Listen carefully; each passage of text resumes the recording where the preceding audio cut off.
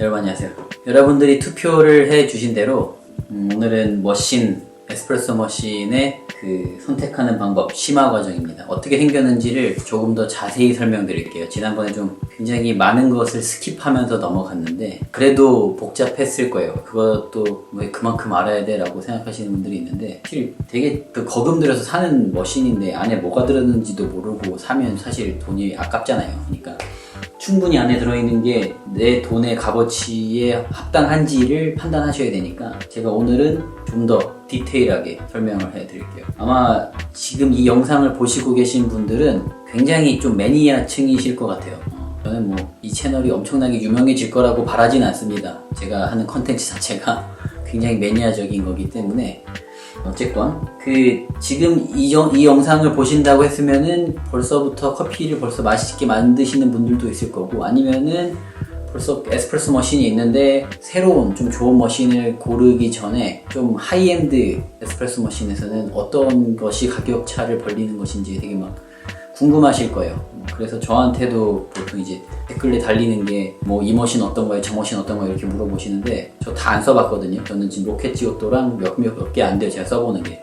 그렇지만 그렇기 때문에 제가 설명을 드릴 수는 없고, 왜냐면 제가 하는 일 자체가 커피하고 전혀 관련이 없거든요. 그러니까 여러분들의 마음은 알겠어요. 이 머신 좋은지 저 머신 좋은지 궁금해하신 여러분들의 마음은 알지만 제가 그렇게 충분히 답변을 해드리지 못하지만, 여러분들이 에스프레소 머신을 고르실 때 어떤 기준을 가지고 골라야 할지에 대해서, 특히 오늘은 좀 고가형 하이엔드 머신에 대해서 설명을 해드릴게요.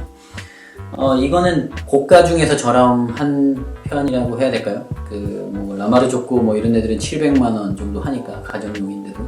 뭐 물론 당연히 매장에서 사용한 데도 있지만, 얘도 충분히 작은 카페에서 사용할 만한 홈카페에서 쓰기엔 좀 하이엔드 머신입니다. 전에 설명드린 대로 열교환식이고요. 제가 천천히 차근차근 하나씩 설명을 드릴게요. 처음에 제가 PID 컨트롤러를 먼저 설명을 드릴게요. PID 컨트롤러는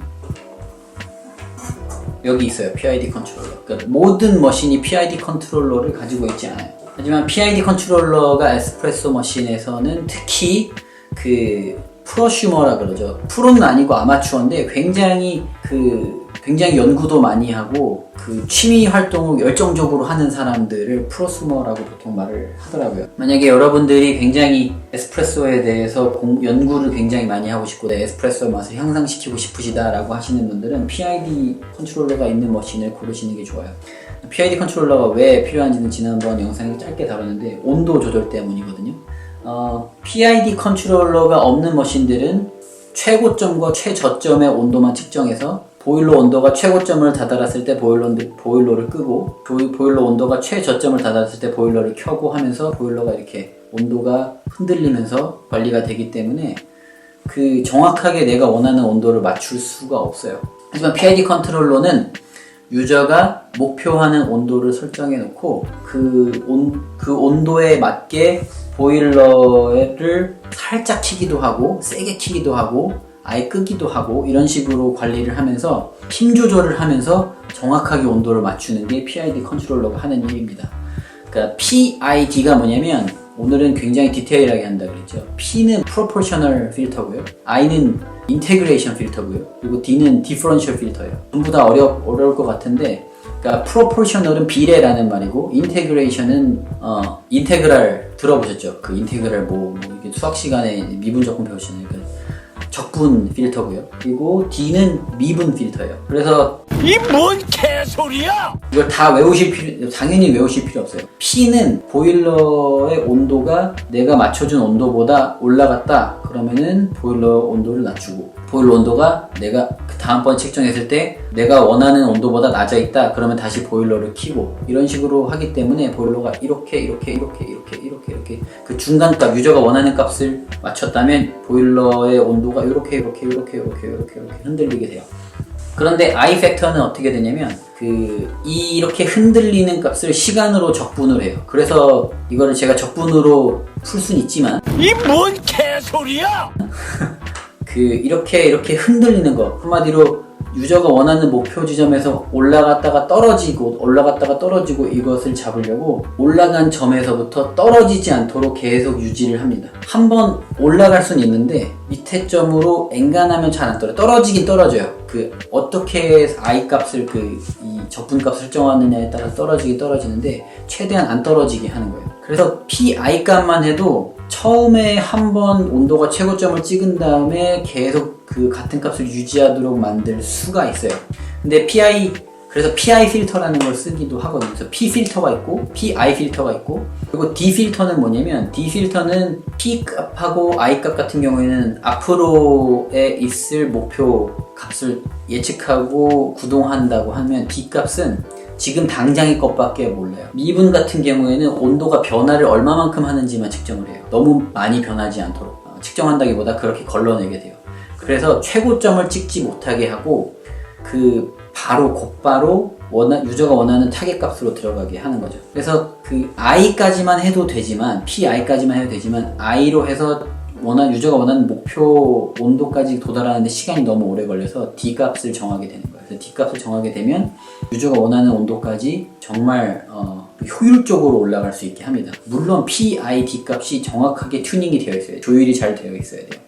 조율은 어떻게 하냐? 이거를 수학적인 모델링을 해서 컴퓨터로 넣고 계산하는 방법이 있고, 아니면은 I 값하고 D 값을 0으로 만든 다음에 P 값을 먼저 조정하고, P 값이 맞으면은 그 다음에 I 값 조정해서 PI 값을 맞추고, 그 다음에 D 값을 조정해서 이렇게 하는 방법이 있어요. 이 뭔 개소리야! 한마디로 그냥 막 쑤셔 넣어보는 거예요. 그거를 전문용어로 영어로 트라이얼 앤 에러라고 하는데, 그냥 말이 멋있지 그냥 막 써보는 거예요. 랜덤 값을 막 써보면서 점점 올리면서 이 값이 됐나? 점점 올리면서 이 값이 됐나? 이런 식으로 하는 걸 트라이얼 앤 에러라고 합니다. 그런 식으로 해서 PID 값을 맞춰요. 그래서 PID 성능만으로도 보일러가 얼마만큼의 온도를 잘 유지하는지를 좌우할 수 있어요. 그렇다고 해서 유저가 PID의 성능을 알 수 있냐? 물론 알 수 있죠. 제가 하고자 한다면, 예를 들어서 여기에 온도를 제가 갖고 있는 다른 온도 센서를 가지고 내부 온도를 재면서 이 온도가 시간에 따라서 얼마만큼 변하는지 추출했을 때 얼마만큼 변하는지 제가 굳이 해보자면 할 수 있겠죠.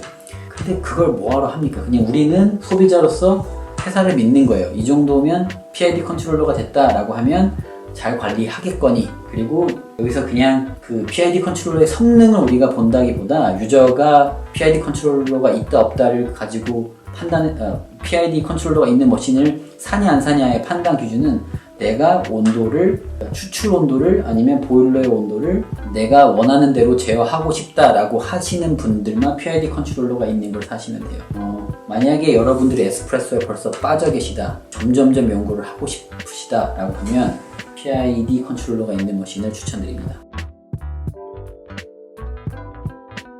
자, 그러면 물이 흐르는 과정을 제가 하나하나 제가 아는 대로 설명을 드릴게요. 네, 일단 보시죠. 카메라를 한번 바꿔볼게요.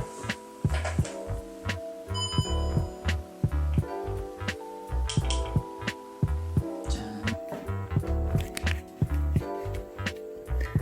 네, 얘가